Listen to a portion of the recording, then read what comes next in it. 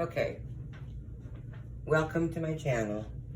I first want to dedicate this to Mrs. Brandy Brown, who is guaranteed to watch this, and to Diana Brianna Fairchild, who is full of wisdom and openly gives great advice.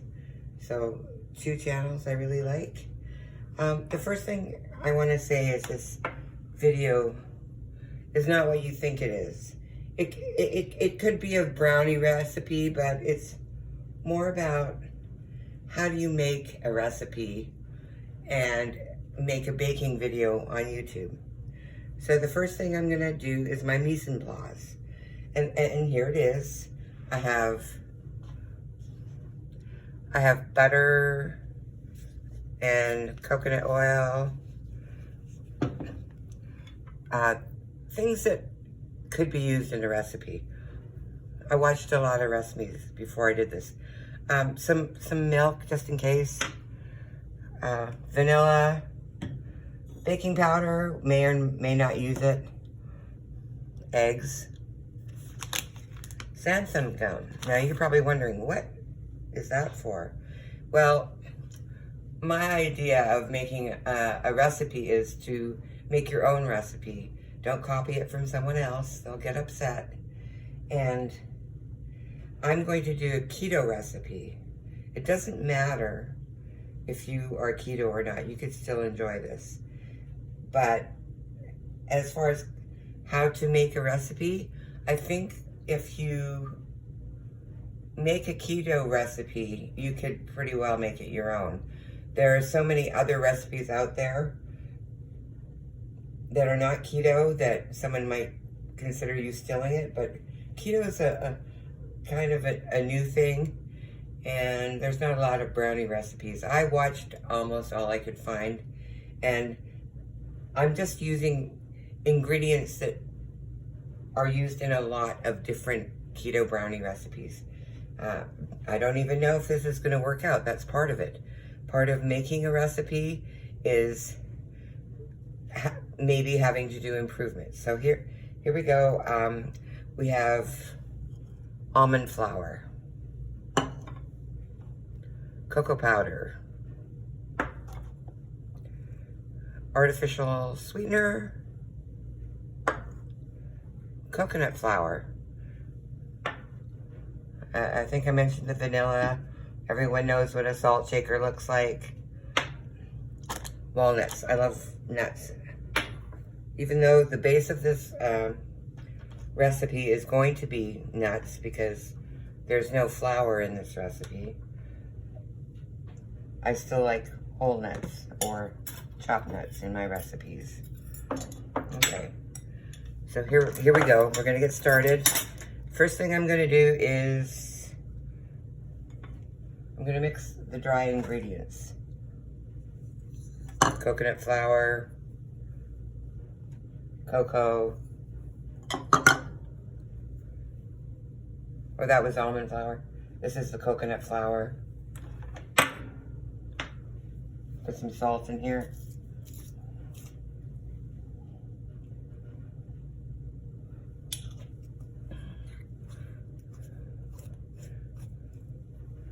And oh wait, xanthan gum. Now, what xanthan gum is for is actually to bind things. When you don't have a binder, like gluten, you need something else. So I'm using xanthan gum, and I want to mix it with my dry ingredients because it's kind of, it isn't actually like a gum. I guess some people would compare it to gelatin, but it's not really like, oops. See, I make a mess whenever I bake. It's not really a gelatin. But because brownies are supposed to be chewy, I'm gonna put a fair amount of this gum in there because I don't want them to fall apart.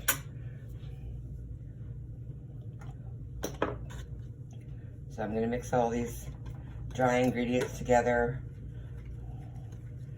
It's kind of, this is an experiment. The only thing, oh, there's one more ingredient that it should a lot of people would put in here now, which is the sweetener, but I'm not going to do that because I have to melt my butter and coconut oil, and I'm going to combine that with my sweetener. So here I am. The reason why I'm stirring this so much is not really to get the lumps out, because I don't really care about those, but make sure the xanthan gum is well incorporated so that I don't get lumps of gooiness and lumps of dryness in my recipe. So there we go. Now, I have preheated an oven to 350 degrees, which is, you know, what usually people do their brownies at. Let's just ignore that splash that I made there of xanthan gum. So, okay. Butter. I have this butter at room temperature, but because it's going in the microwave, you don't really have to do that. It's just the way it worked out for me. So there's one. And let's put some coconut oil. Now, of course, if you're allergic to coconut, or if you're allergic to almonds, you can trade out the ingredients, whichever way you want, but I think the only real keto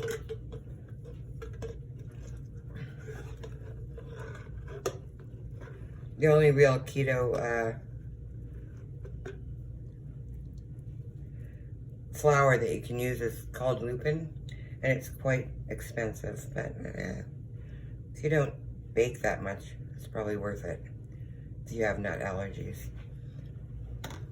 Okay, so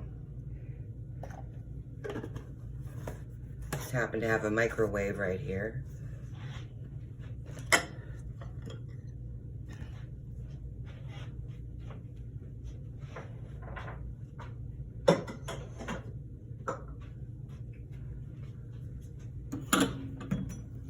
Mise en place is really important. I don't have a lot of space. I don't have a big fancy kitchen like some people that go on the internet. I think if it's about how to do a recipe, this is how you, oh, okay. So one other dry ingredient is that you could add coffee, instant coffee, or cinnamon. I don't like cinnamon, so I'm not going to do that, but I think I will add some instant coffee just for a little extra zap in case that cocoa's not working for me.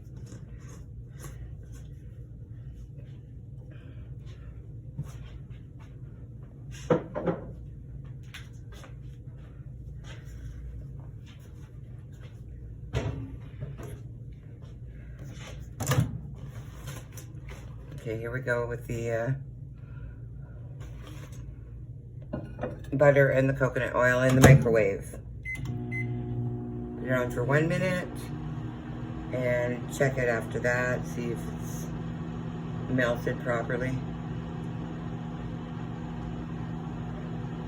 Because it's at room temperature, I'm not exactly sure how long this will take.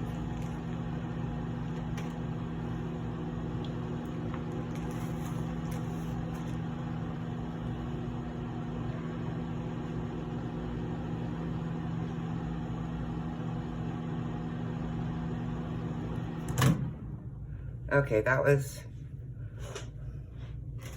32 seconds, and this is what we have. Looks pretty well melted. I'm gonna add the artificial sweetener. See how that mixes.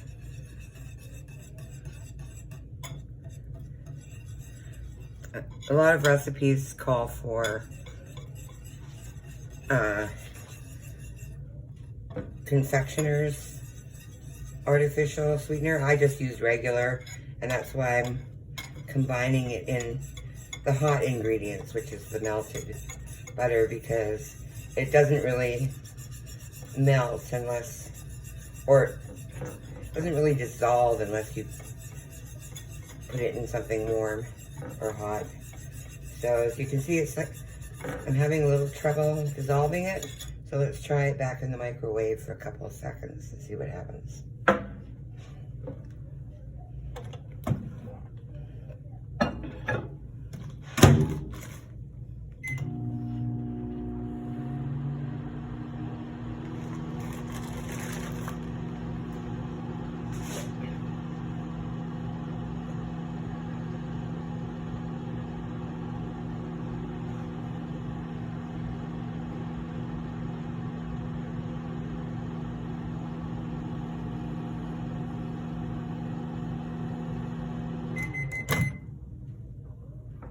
Okay, now it seems a little hotter. See what happens when I stir it.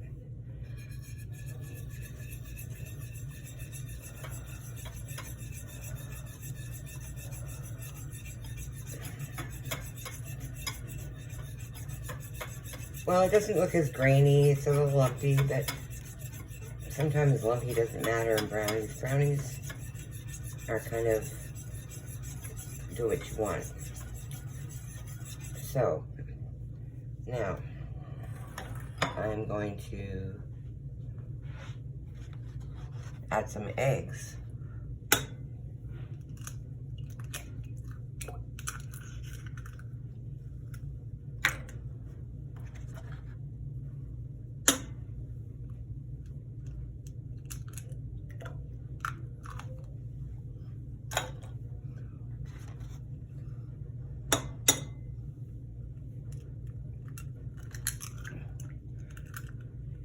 Most recipes for brownies call for 2 to 3 eggs. One of them called for 6 eggs. So what I'm going to do is put 5 eggs in, and they said it's very important to make it room temperature. So these eggs have been at room temperature.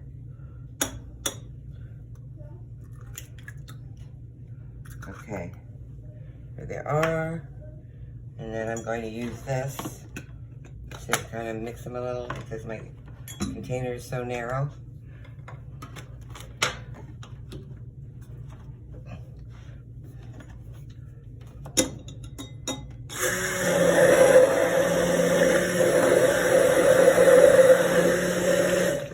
Okay. There we go.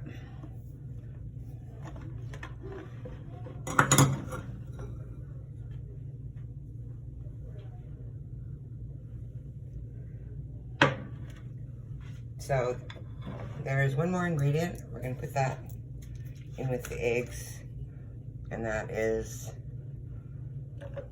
vanilla. Put vanilla in everything you bake. Oh, hear that beeping? That's my oven saying that it's preheated. So there we go. The oven's preheated. We're good. So there's the melted butter and artificial sweetener.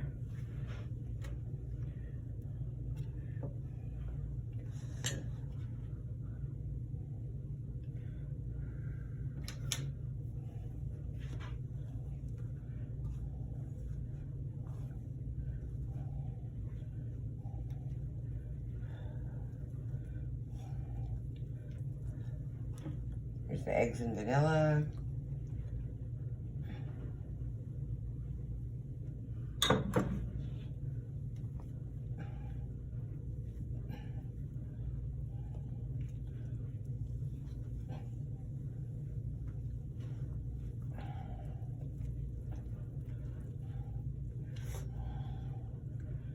So the reason why I have the milk there is that some of the recipes call for milk, but I'm actually only going to use it if the brownies are not moist enough, or the batter. In fact, this batter looks like it may be a little bit too moist, so we'll definitely not add any milk at all. Well, maybe it's not going to be too moist. It looks pretty good. It's starting to act like real brownie batter. Now, I guess I could use this container if I was going to microwave these brownies. A lot of keto recipes are microwave, but not for me. I like to bake my brownies in an oven. So, there you see, that's like the general idea here of the brownies. That's how they look when you buy them from the box or whatever. Okay, so now we have the walnuts.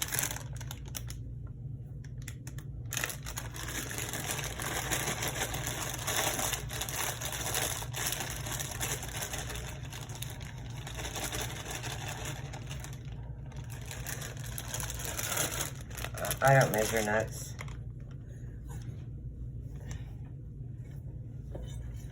So I like a lot of nuts, so I always put more in than what the recipe says. Of course, you don't have to put any nuts at all. The reason why I like to chop them is because the little pieces of sliced nut can get extra crispy in the oven and give it a particular texture or flavor to your brownie. So that's why I chop them. And this looks like, this is probably 2 cups of nuts. Most recipes call for 1 or a half cup to 1 cup of nuts, but I'm going to put this amount of nuts in there. No problem.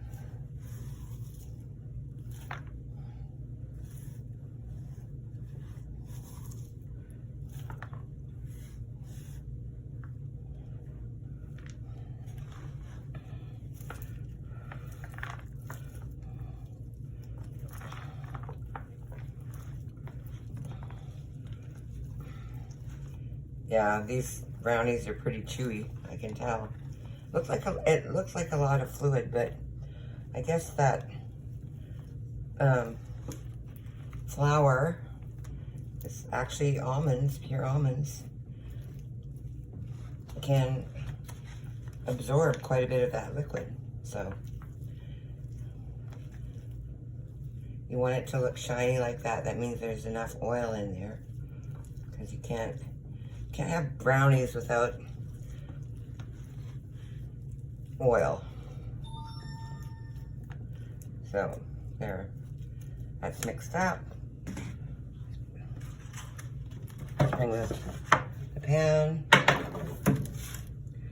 Use the size of pan you want. There's all kinds of rolls, like 8 by 8 or whatever.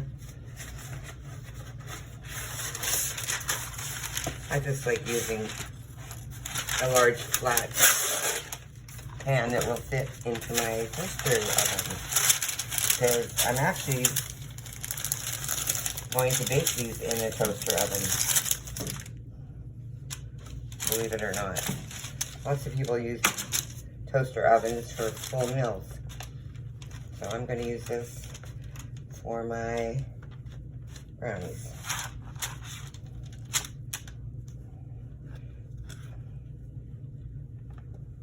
It's going to be interesting to see if these actually turn out, because I didn't completely follow the recipe, but they actually look like a lot of the brownie doughs that I've seen.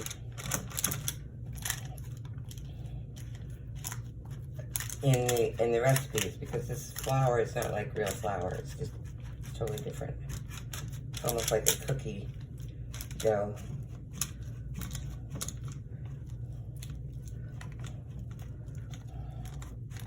So there's quite a few walnuts in there. That's cool. That's what I like.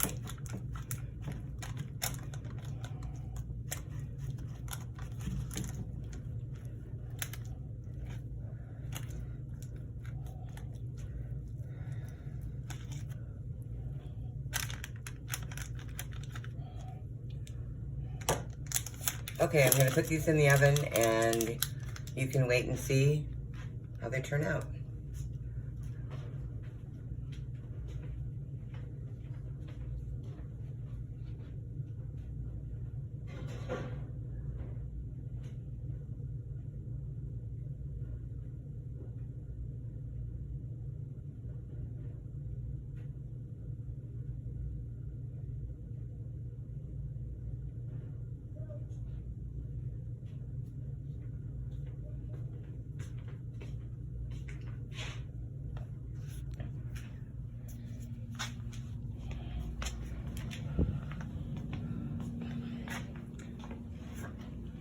There they are.